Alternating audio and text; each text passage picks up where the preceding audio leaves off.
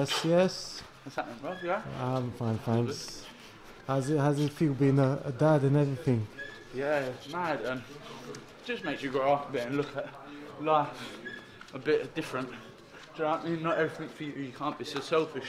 Yeah. But it's all part of growing up, do you know what I mean? And I think there's a good thing for me to happen. So I won't so selfish, I'll be a bit more,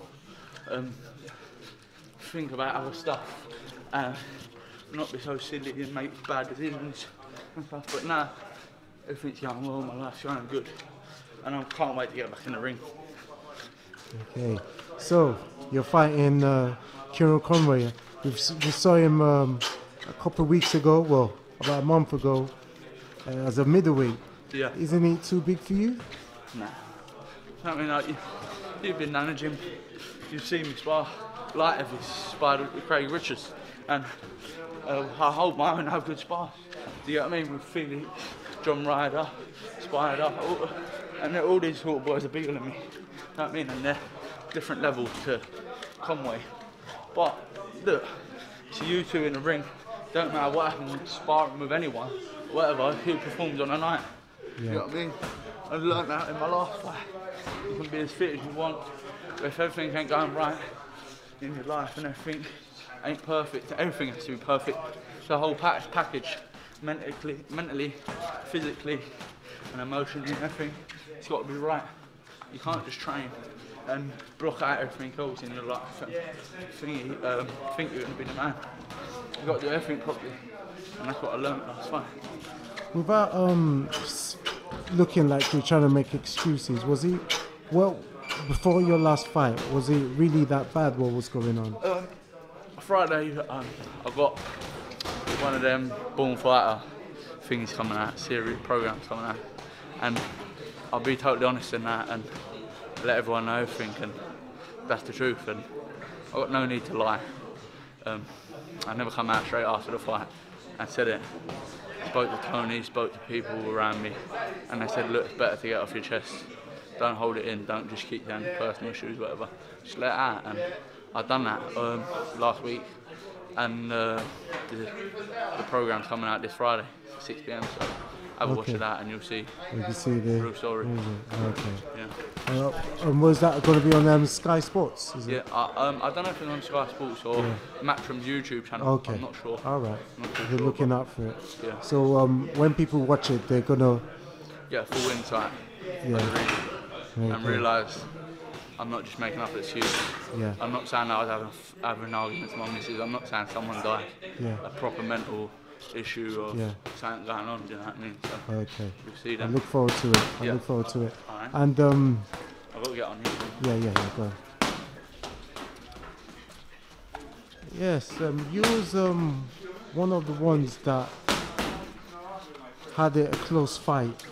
Your prediction between Fowler and the Madman. Yeah.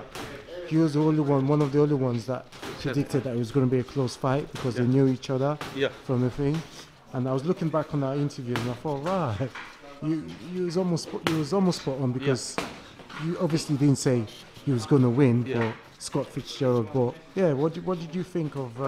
Fowler underestimated Fitzgerald, and like I said ages ago when I was up Sky Sports, Fowler's too big for the weight, and if you don't admit it now, you'll never admit it. But you see, after 3 rounds, he was blowing. You know what I mean? It was a jab match for 8 rounds. You know what I mean? It was only a 10-round fight. 8, 9, 10 at live and up. He got put on his arse. You know what I mean? And, Fitzgerald was too knackered to even finish him, but he done the job. He was the better man on the night. But I think the difference is when they fight someone like me, I'm relentless for 12 rounds. I had a bad performance last fight, so they weren't mentally there, like I said. But now, with a fresh head and everything, them sort of fighters won't be able to deal with my pace. And people don't realise the experience I've had since my 7th fight. I've been fighting in 10-round fights.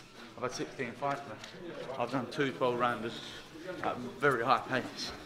And last fight won't go my way, but I stuck in there to the last second and kept trying my hardest to land that lucky shot and get him out of there. And that's the difference. You know what I mean? And the thing was, Anthony Fowler, Fitzgerald, was like British title eliminator, English title level. My last fight was against world number 2. I mean, that's the difference of level. It's 29-0 for a reason. Ain't a bum. As much as I say I weren't mentally right, I don't mean that I would have beat him if I was, but I'd have gave myself the best chance of winning, wouldn't I? So everyone can see now I'm living a fresher way, being fresher, and mentally being there and training like a lunatic as well as I've always done. I think you should see the best of me this fight. Do you know what I mean? You see today sparring, I look very fresh, strong, fit, explosive. But I mean, it's a matter about doing it on the night. And I always had done it on the night until the last fight. But what was going on got the better of me. And now it's a blessing in disguise. So I've changed everything. And now I'm back to my old self and probably a better way, because as much as I was always like doing well, I weren't mentally there. And as much as I thought I was performing, I could have been performing a lot better with a fresh head. But it's only my fault, and you got to learn from your mistakes. I'm 23 years old, I've been English, I've been WBA, and I've been British champion, I still am British champion. So now it's my time to try and go and win British outright. I can't look past Kieron Conway, that's the biggest fight of my career so far. So it's just about getting the job done on next Friday, not this Friday, next Friday, and getting my career back on track. And Scott's next fight is fighting, what's his name again? Brian Rose. Yeah, Brian Rose. How do you see that fight going? I'm not too sure. Do you know what I mean? It's what Brian Rose got left. It's been a great fight of Brian Rose. He's fought for a world title, won a British title outright. But he's been around for a few years. I can remember being amateur and watching him fight. Who was it he fought? Sam Webb at Brentwood. I think it was the Brentwood Centre. That was a long time ago. Do you know what I mean? Now I'm 16 fights in professionally, and he's still going. And he's had a few big losses. I mean, he got knocked out bad by Carson Jones. He got beat bad by Demetrius Andrade. It's what he's got left. Best of luck to both Scott and Brian Rose. I've got to win my fight first, but I'm happy with whoever I fight out of them two if that's the next fight. And I'm 99% sure that will be as long as I win. So best of luck to the pair of them. Hopefully it's a good fight. They both seem to be nice fellas, you know what I mean? None of them seem arrogant or thingy. I've spoken to both of them and they've been in the past and they've both been alright, so I've got no problem with either of them. It's business, you know what I mean? And to get back to where I want to be in my career, I've got to beat them, so I just got to keep training hard, staying focused and winning. For a good narrative, you winning your fight and Scott winning his fight, that's what we all want as fans. That's what everyone wants to see, but then everyone wanted to see Fowler beat Scott Fitzgerald. Yes, that's true. But now everyone wants to see Fitzgerald fight me. Yes. But then if he got beat by Brian Rose, then everyone wouldn't want to see me fight Brian Rose. It's just one of them things what people don't realise is, with everyone getting beat, who does everyone want to see fight? Me.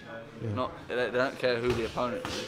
It's me. They know it's going to be an exciting fight. They know who's winning out of them. It's a good fight. You know what I mean? So if I never fought one of them, you'd think it'd be such a big event.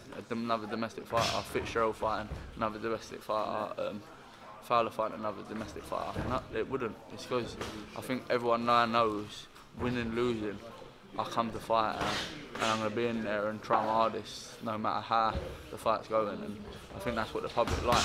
As much as I got slagged off a lot after the fight, it's what happens, people do it.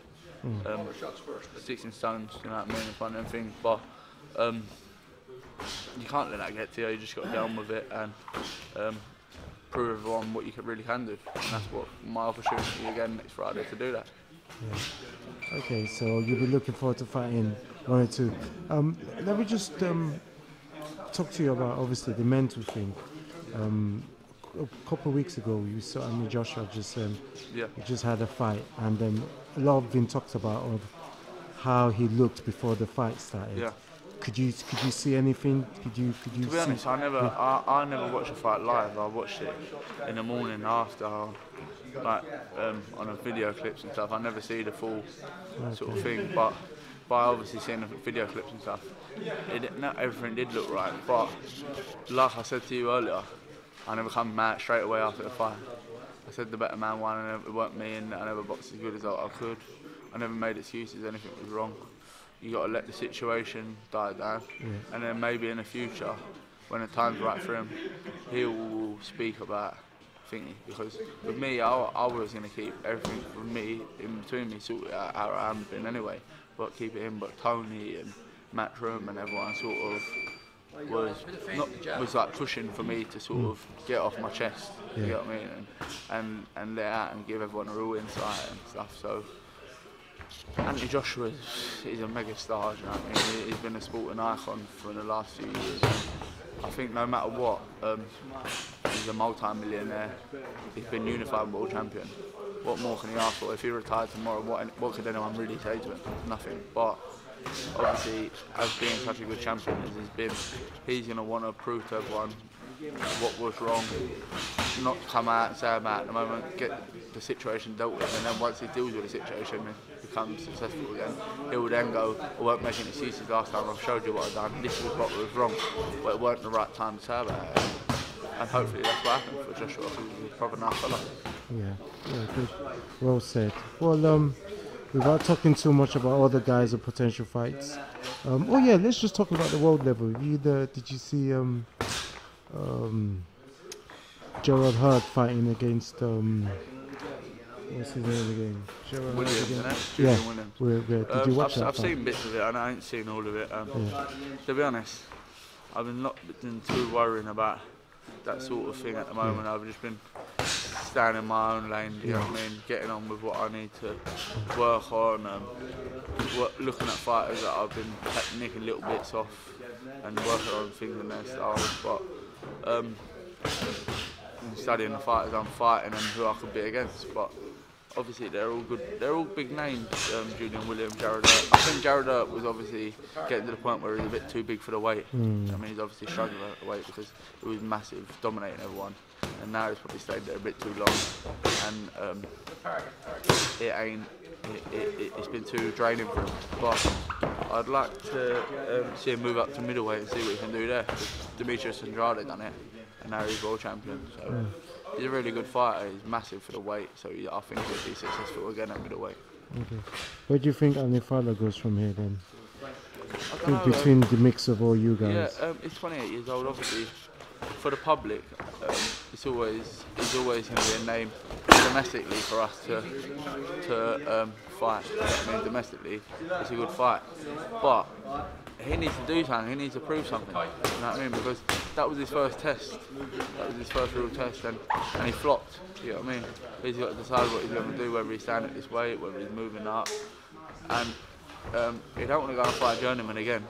He needs to fight a few decent domestic level fighters, maybe ones with winning records who've had a few losses but a game, and we'll give him a few rounds, because that's what he needs, rounds. And as much as he got 10 rounds last fight, it was too much of a step up to get the rounds. He hadn't done proper rounds before that, and he hadn't been in a proper test.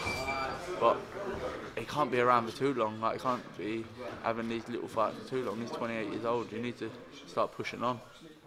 Yeah. Is that a fight that still interests you in the future? Yeah, of course it always interests you, because the public, the public want to say, you know, the public want to see the fight, but it's the way he comes back. You know what I mean? It's who he fights when he comes back, the way he comes back before that fight to build up again. Because right now, everyone's looking at him as a hype job. But I know Fowler's a good fighter, he boxes at a really good level as an amateur, but pro game's different, and he's got to change a bit and work on a few things, but he ain't got a lot of time to do that.